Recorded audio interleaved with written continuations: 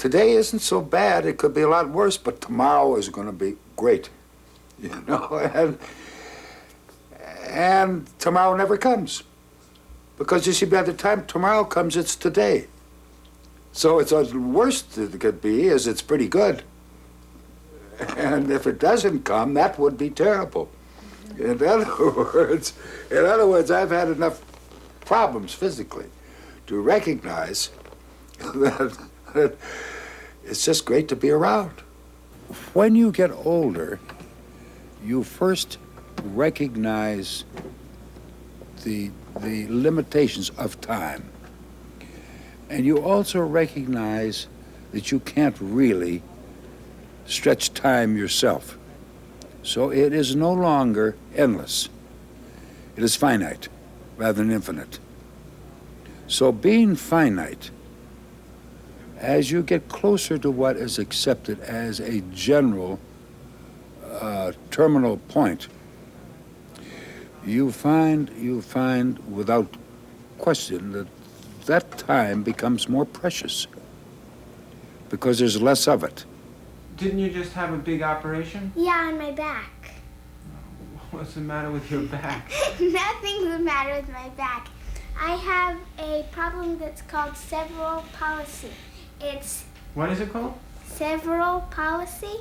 I don't know how to mention...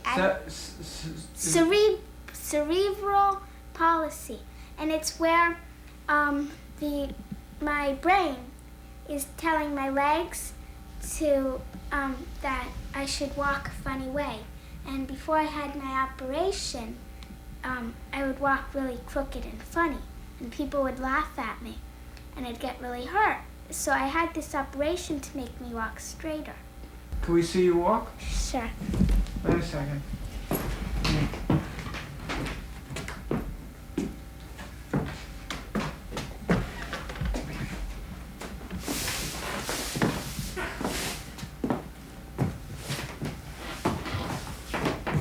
And how did you walk before? It's hard to do this because my legs really don't go how they were used to. Well, could you explain the operation, how they did it? They opened my back and they cut nerves in my back. Uh-huh. They slit them in half.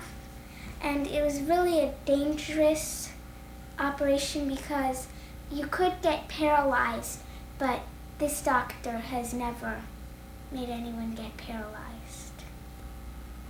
Well, thanks for sharing all that with you. Is it hard to talk about your handicap? Not really. Not at all.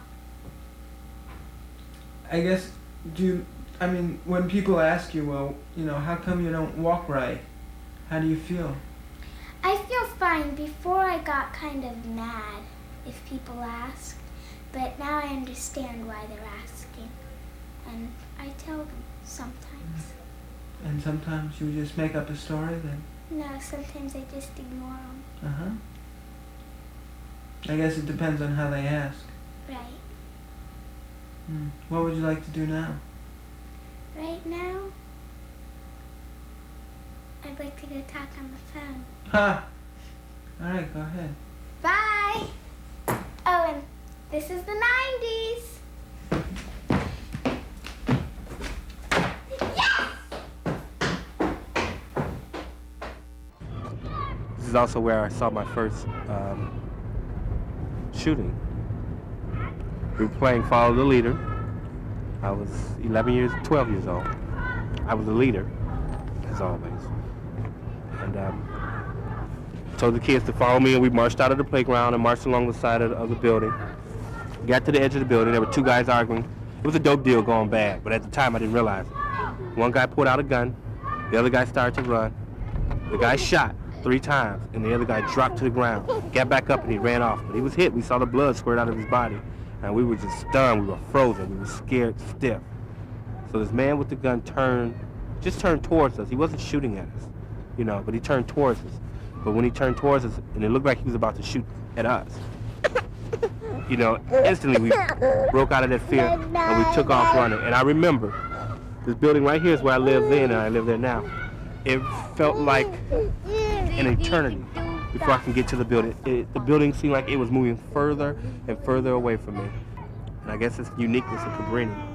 As a kid, you grow up with a lot of memories of, like now my children are playing. They remember this day and having a great time. But they also remember waking up in the middle of the night to a lot of gunfire. You know, a lot of police sirens. So, you know, it's a twofold thing.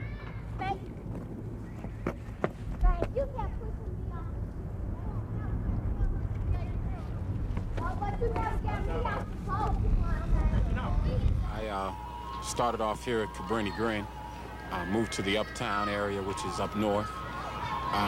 Went to the University of Houston, where I was involved in athletics.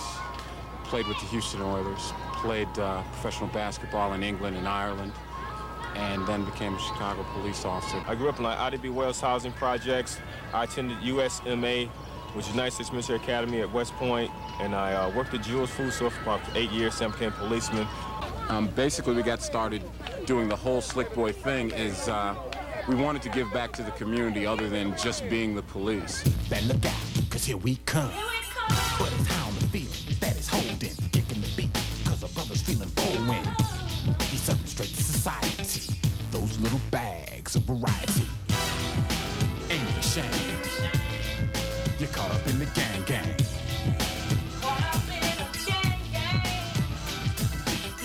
I'm assistant manager for the Slick Boys. I write, I drive, I take care of whatever they need done, I do it.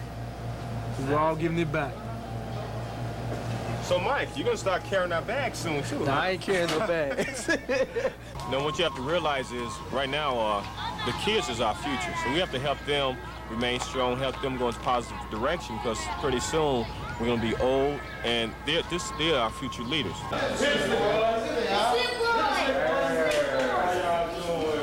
You want to sing a song? Sing. You say? Kick it.